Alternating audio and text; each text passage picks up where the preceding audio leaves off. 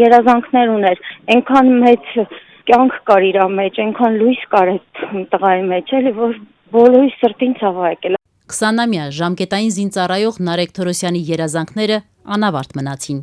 Սպորտային լրագրողի մասնագիտությունն ընտրած եւ համալսարանի 4-րդ կուրսից բանակ զորակոչված երիտասարդի ինքնության եւ մահվան հանգամանքների մասին իրավապահներն ու պաշտպանության նախարարությունն արդեն 2 օր է լռում են։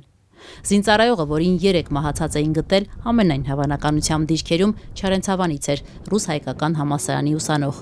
Արդյոք զինվորին սպանել են, թե նա ինքնասպան է եղել։ Ազատությունը չի կարողացել պաշտոնապես ճշտել, քանի որ քննչական կոմիտեն այսօր եւս հրաժարվեց մանրամասներ հայտնել զինծառայողի մահվան հանգամանքների մասին։ Մինչ այդ տարբեր վարկածներ են շրջանառվում։ Արմլուրի տեղեկություններով մեջբերում եմ զինծառայողին հասցրել են ինքնասպանության։ Լրատվամիջոցը գրում է, թե նախնական տվյալներով զինվորը ծեծի է ենթարկվել։ Իմ տեղեկություններով, որը ես չեմ կարող 100% հաստատել, ինքնասպանություն է եղել։ Չարենցավանի քաղաքապետ Հակոբ Շահգալդյանն էլ շատ տեղեկություններ չուներ։ Ազատության հետ զրույցում նշեց, որ իրեն հասած լուրերի համաձայն կարծես թե ինքնասպանության մասին են խոսում, մանրամասներին սակայն չէր տիրապետում։ Երեք տեղեկացվել են քաղաքապետարանից, ռազմական ոստիկանությունից եւ զինկոմիսարիատից գնացել են ընտանիքի անդամներին,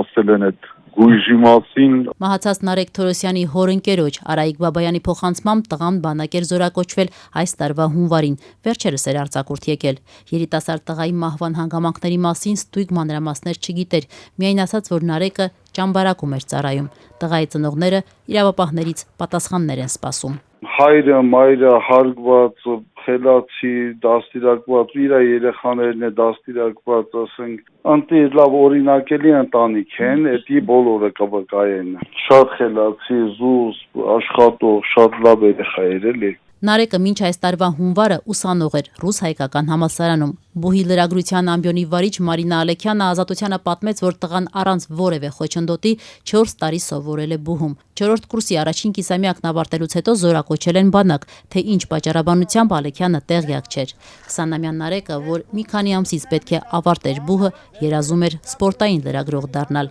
Սակայն հուլիսի 21-ին դիրքերում տեղի ունեցածը վերջ դրեց Նարեկի երազանքներին։ Տղան այնքան շատ էր Բուհի հետ կապված, որ անգամ վերջերս երբ արձակուրդ էր եկել, համալսարան էր այցելել։ 4 տարիների ընթացքում իրանց բնականաբար դասավանդել եմ, էլի։ Ու Նարեկին առաջի կուրսից ճանաչում եմ, առաջի օրվանից սա ցենց դաստիարակված, խելոք, շնորհքով, բարի, շատ լավ տղա, ընկերական, համակուրսեցիների հետ ամեն հարցին հասնող, բացի ցենց դրական բանից որևէ մի դասախոս երբևիցե չի կարա հիշի մի հատ բացասական դրվագ է երիտասարդի հետ կապված էլի մեր ուսանողի։ Ու ասեմ շատ մեծ ցավ էր բոլորիս համար, երեք գիշեր ամբողջ մեր դասախոսական կազմը շոկի մեջ էր այս կատարվածից, որովհետև իրոք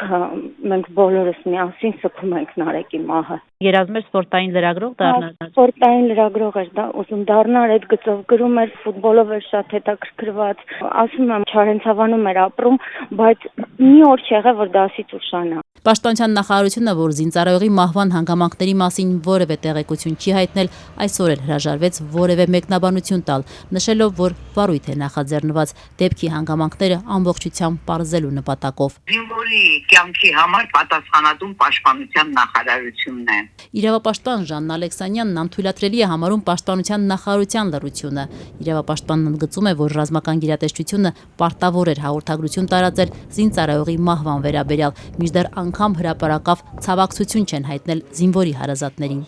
Ալեքսանյանի համոզմամբ պաշտպանության նախարարը լուռ մնալով պարզապես ուզում է իրեն հեռու պահել մահվան դեպքերից։ Ինչ վերաբերում է քննչական կոմիտեին, ապա Ալեքսանյանը նկատում է, որ զինվորի մահվան վերաբերյալ իրավապահ մարմինը 3 անորոշ մի հայտարարություն էր արել, անգամ առանց մահացած զինծառայողի անունը նշելու։ Հետո կոմիտեն ավելացրեց 20-ամյա տղայի անվան սկզբնատառերը, տեղեկացնելով, որ քրեական վարույթ են նախաձեռնել։ Երկրորդ օրն է եւ որևէ տեղեկություն չկա, թե ինչ հոդվածով է հարուցված քրեական գործը։ Սա նվաստացնող վերաբերմունք է զինծառայողի հիշատակի, նրա ընտանիքի նկատմամբ, նրա հարազատների նկատմամբ։ Այդ կրթված տղան ծառայել է բանակում եւ հիմա նրան վերադարձնում են ծնողներին նրա անշունչ մարմինը եւ որևէ պատասխանատու չկա այդ տղայի մահվան համար։ Անկամ ցավակցող չկա, հասկանում եք։ կարծես ոչինչ տեղի չի ունեցել։ Անցած 7 ամիսների ընթացքում պաշտոնապես հաղորդվել է 8 զինծառայողի մահվան մասին։ Ինչու հայտարարվող բարեփոխումներին զուգահեռ զինված ուժերում, այն էլ խաղաղ պայմաններում չի հաջողվում կանխել զինծառայողների մահերը։ Իրավապաշտպան Ժաննա Ալեքսանյանը, որ տասնամյակներ շարունակ բարձրաձայնում է բանակում տեղի ունեցող մարդու իրավունքների խախտումների մասին, կարծում է, որ չդադարող մահերի պատճառը զինվորական վերնախավն է, որը պարզապես քայլեր չի ձեռնարկում բանակում կրիմինալ մթնոլորտը փոխելու համար։ Իրավապաշտպանի համոզմամբ պարզապես պետք է վերահսկողություն եւ կանոնադրության կիրառում, որը սակայն չկա։